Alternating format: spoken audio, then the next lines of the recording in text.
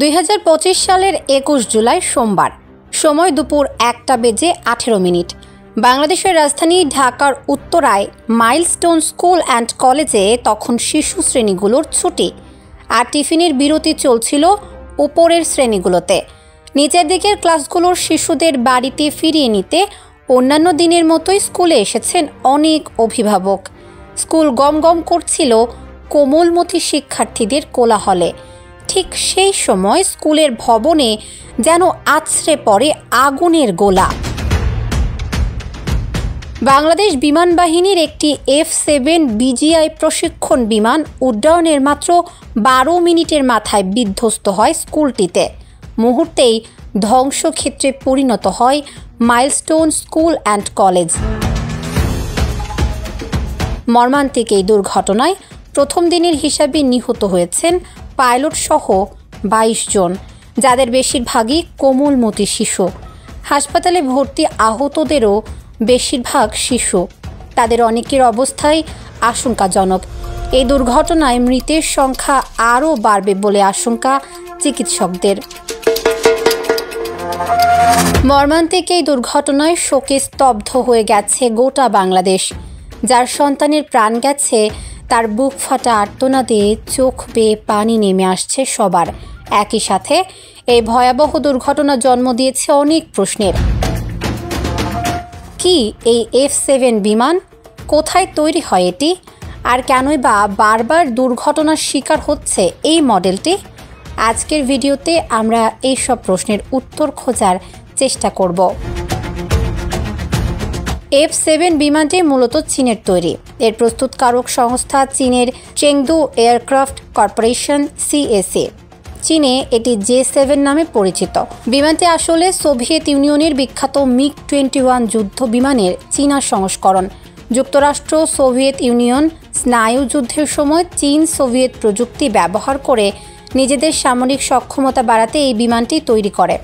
বাংলাদেশ বিমান বাহিনীতে বর্তমানে 36টি F-7 বিমান রয়েছে, যার বেশিরভাগই F-7 BGI মডেলের। বাংলাদেশ বিমান বাহিনীর জন্য F-7 BGI সংস্করণটি বিশেষভাবে তৈরি করা হয়েছিল। BGI এর B দিয়ে বাংলাদেশকে বোঝানো হয়, G দিয়ে গ্লাস, ককপিট এবং I দিয়ে ইমপ্রুভড বা উন্নত সংস্করণ বোঝানো হয়। 2011 সালে চীনের সাথে চুক্তি অনুযায়ী 2013 সালের মধ্যে বাংলাদেশ 16টি F-7 BGI বিমান হাতে পায়। অবাক করা তথ্য হচ্ছে, বাংলাদেশকে এই বিমানগুলো হস্তান্তরের পরে চেংদু এয়ারক্রাফট কর্পোরেশন এই মডেলের উৎপাদন বন্ধ করে দেয়। একটা সময় বিশ্বের অনেক দেশই F-7 বিমান ব্যবহার করত, তবে আধুনিক প্রযুক্তির আগমনে এবং নিরাপত্তা সংক্রান্ত উদ্বেগের কারণে অনেক দেশই এই বিমানকে তাদের বিমান বাহিনী থেকে সরিয়ে নিয়েছে। বর্তমানে বাংলাদেশ ছাড়াও পাকিস্তান, শ্রীলঙ্কা, তানজানিয়া, জিম্বাবুয়ে সহ 6টি দেশ এই বিমান আপগ্রেড করে তাদের বিমান বাহিনীতে ব্যবহার করছে। বাংলাদেশে এর আগেও 2বার F-7 বিমান প্রাণঘাতী দুর্ঘটনার শিকার হয়েছে। 2018 সালের নভেম্বরে টাঙ্গাইলের মধুপুরের রসুলপুর ফায়ারিং রেঞ্জে মহড়ার সময় একটি F-7 প্রশিক্ষণ বিমান বিধ্বস্ত হয়ে উইং কমান্ডার আরিফ আহমেদ দীপু নিহত হন। এরপর 2021 সালে চট্টগ্রামের জহুরুল হক ঘাঁটি থেকে উড্ডয়নের পর বঙ্গোপসাগরে একটি F-7 বিধ্বস্ত হয়ে নিহত হন ফ্লাইট লেফটেন্যান্ট তাহমিদ।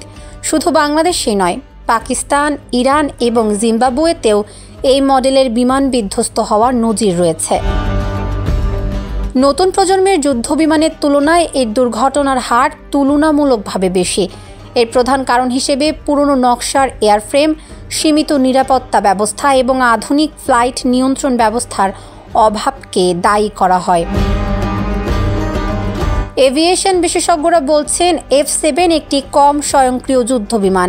এর মানে হলো এটি পরিচালনার জন্য পাইলটকে অনেক বেশি সতর্ক থাকতে হয়, বিশেষ করে দ্রুত গতিতে এবং কম উচ্চতায় উড্ডয়নের সময়।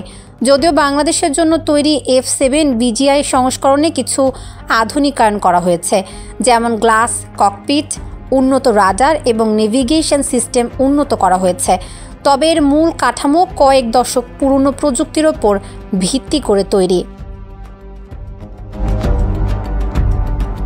উত্তরার মাইলস্টোন কলেজের দুর্ঘটনা একটি ভয়াবহ ট্র্যাজেডি, যা পুরো দেশকে শোকস্তব্ধ করে দিয়েছে। এই ঘটনাটি বিমান বাহিনীর ব্যবহৃত যন্ত্রপাতির নিরাপত্তা এবং আধুনিকায়নের বিষয়টিকে আবারও সামনে নিয়ে এসেছে। F-7 বিমানগুলো দীর্ঘদিন ধরে দেশের আকাশসীমা রক্ষায় ভূমিকা রাখলেও এর বারবার দুর্ঘটনা একটি সতর্কবার্তা হিসেবেই দেখা দিয়েছে।